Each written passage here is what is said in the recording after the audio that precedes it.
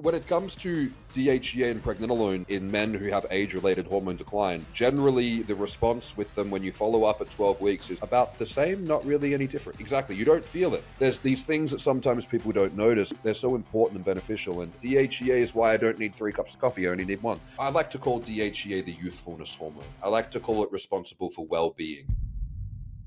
So tell us, Dave, let's hear about the supplemental hormones that we utilize along with testosterone and, of course, thyroid. Yeah, absolutely. This is one of my favorite areas, and the thing I love about this area is that you made videos on these topics years ago, maybe like 5 years, 6 years ago, something like that.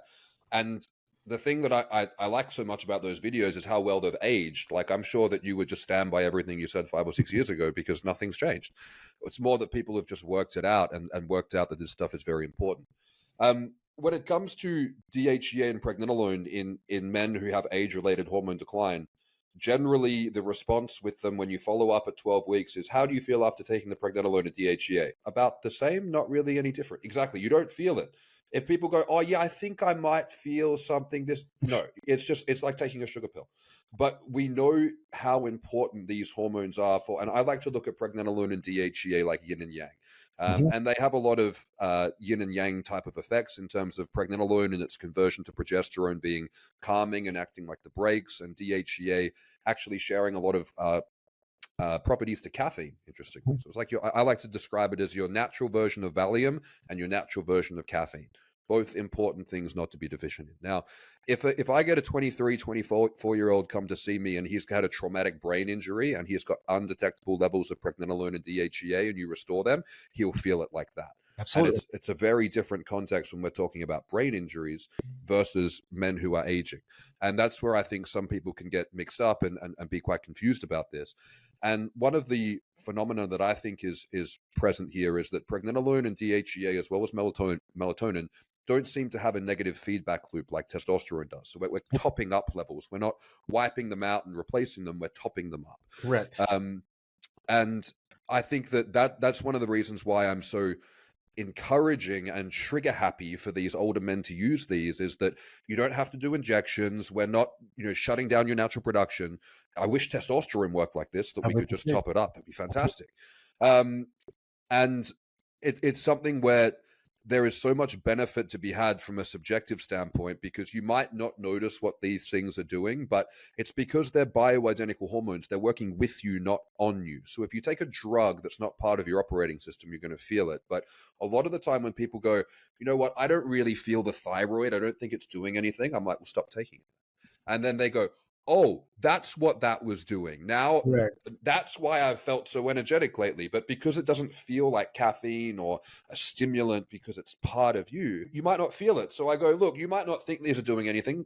Don't refill your script and see how you go. And then they go, oh, that's what that was doing. Pregnenolone is why I've been sleeping so much better. DHEA is why I don't need 3 cups of coffee. I only need 1.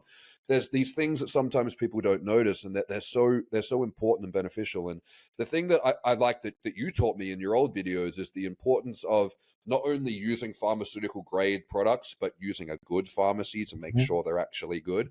I have seen so many guys come to me using brands like Life Extension or Jarrow or whatever, and they're taking 50 milligrams of pregnenolone and DHEA, and sometimes their levels go down. Absolutely. They don't work.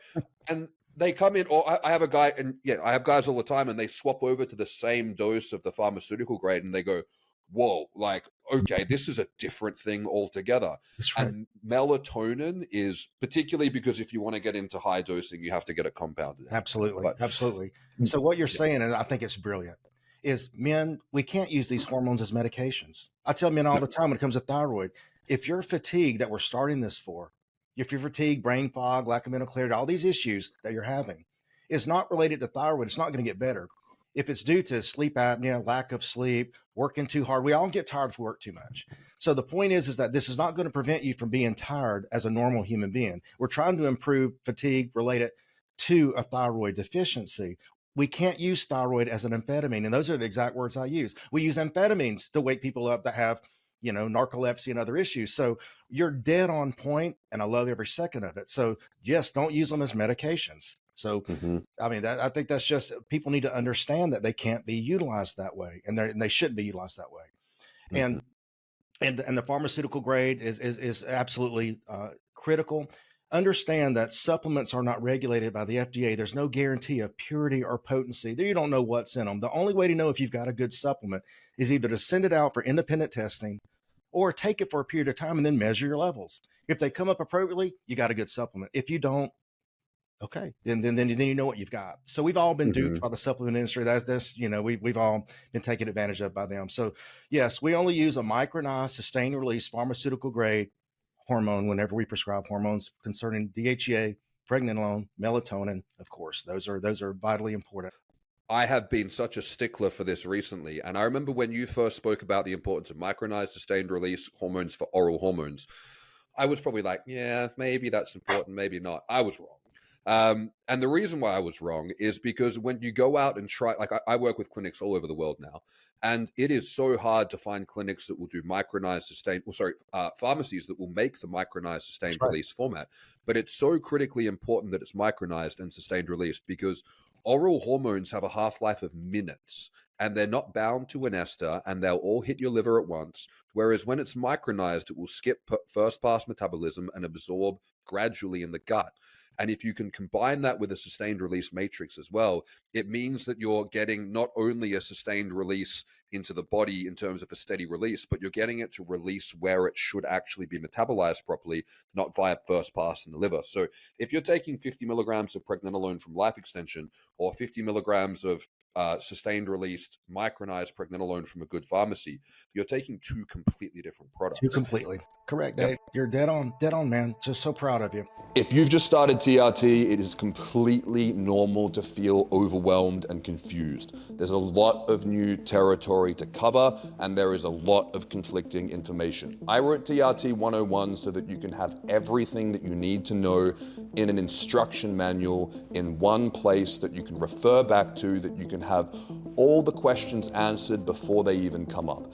TRT 101 is my best practice approach for TRT from start to finish, and it contains everything that you need to avoid all the challenges and pitfalls that I've seen come up in my clients over the last 5 years. You can check it out via the link below. So when we talk about DHEA and these older men, and we've established the fact that you've established the fact, thank God, that you really can't really tell it when you take it. Once again, if we get symptoms of a severe deficiency of one of these hormones, we may feel that, but we may never want to experience that. We want to prevent it. So when you take it, you don't really notice it. But well, doc, well, what can it do for me then? Why am I taking it then if I can't feel it? Well, DHEA, as you know, Dave, and you add into this list, DHEA can stimulate your immune system. It can improve memory and increase energy, as you've pointed out. It has anti-cancer properties. It can improve mood and help with depression. It can reduce your cardiovascular risk by decreasing visceral body fat. It can therefore lower hypertension and cholesterol in some people. It can reduce your insulin requirements. It can protect against osteoporosis. It can improve erectile dysfunction. It can protect against, muscle atrophy, and it protects against inflammation. In fact, it's been used to treat lupus, which is an autoimmune disorder. So, look, those are some of the benefits of DHEA. Most of those you don't feel, but you want all those benefits. And the better the levels, the better the benefits. And whatever level you can tolerate, that's your level. I'll go on and say it online because it's, Neil Rousier is the mentor. That look, whenever I'm treating an older man, typically an optimal level will be around 400 to 600. Some men run higher than that. Some men run lower. Nobody's saying you have to be there, but that was what we would consider a good optimal level for a 40-year-old or older man. So please add on to DHEA, Dave. Yeah, absolutely. Couldn't agree more. And the things that you're talking about there are all the things that are going to prevent against the diseases of aging, Mhm. which I typically look at dementia, cancer, obesity, and heart disease. And all of those things are integral for preventing those at the root cause mechanism. Tell you what, it's hard to find someone with a suboptimal DHEA who has an optimal HbA1c. Mhm. I haven't seen that. Right. But what I have seen is people who are doing everything right and their HbA1c is not where it should be. They put the DHEA in, then gradually over time that number starts to come down. So I think that DHEA is very important, particularly for insulin sensitivity, as well as acting as a neurosteroid. It is extremely neuroprotective. And when your DHEA levels are low, I like to call DHEA the youthfulness hormone. I like to call it responsible for well-being. And both of those things don't objectively mean anything, but it's just a good label to put on it because when you have the opposite of well-being and youthfulness, what happens is you're more brittle, you're more frail, your energy is lower, your immune system's worse, and your brain doesn't work as well. So all of these things are so, like, it's such an easy little thing to take. And this is the thing that we spoke about off air, is that when you, if we list out mechanistically all of the things that pregnenolone, DHEA, melatonin, all these hormones do, and then we look at all of the things that people are trying to achieve with hundreds or even thousands of dollars worth of bloody supplements every month. These are these is like it's like you're downloading a whole bunch of stuff for your Windows computer off the internet, and you're missing Microsoft Office. Like, these are like, I like to call them the Microsoft Office programs, like Word and PowerPoint and Excel. Right. They're part of the operating system. They're the first party applications that are meant to be there to do the things that you're wanting to do. And if you have optimal amounts of these hormones, you don't need to try to take other stuff to try to do that, because your body your foundation's there. So DHEA. The other thing that DHEA is very important for is sexual sensitivity. One thing that I notice a lot because in terms of what the main things that guys complain about are generally sexual things, and then energy and performance and sleep. So when DHEA is low, the sensitivity of the penis goes down. So anorgasmia is very common. Losing interest in sexual intimacy is very, very common. And then it creates also intimacy issues with their partner when they're not able to actually achieve an orgasm. So when DHEA is low, I mean, that's something that when you fix, you go, okay, that's better. But all of these other benefits, you know that they're things that are protecting you in the background from the things that are going to become more problematic. You're going to increase your risk for as you get older. So you're completely right. You want to optimize, with these hormones, if you want to take as much of them as you can tolerate. You don't want to take the minimal effective dose. You want to take the amount that you can tolerate to get the most benefits from it. Optimal level, optimal dose. That is correct. The minimal effective dose, yes, that'll work for some, but you want to maximize the benefits. That's right. Yeah. And that, so Dave, from a clinical standpoint, it'd be very frustrating to us clinicians, as it can be frustrating to you as a health coach. Is look, when you see some of these men, they first start out, they'll do everything like they're supposed to. They'll have great DHEA levels, great testosterone, you name it. And then, you'll follow up with them a year or two, maybe 3 later, and then they'll come in and they'll have all these complaints they didn't have, especially sexual dysfunction and issues like that.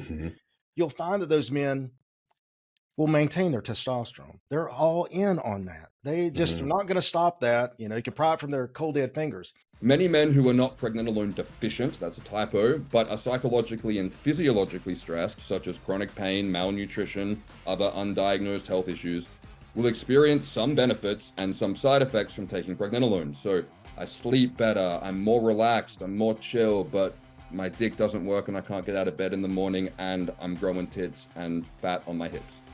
You can't just then take drugs and medication to get rid of these side effects and keep this one. Your body is sending you a signal. So if you need pregnenolone, you won't get side effects.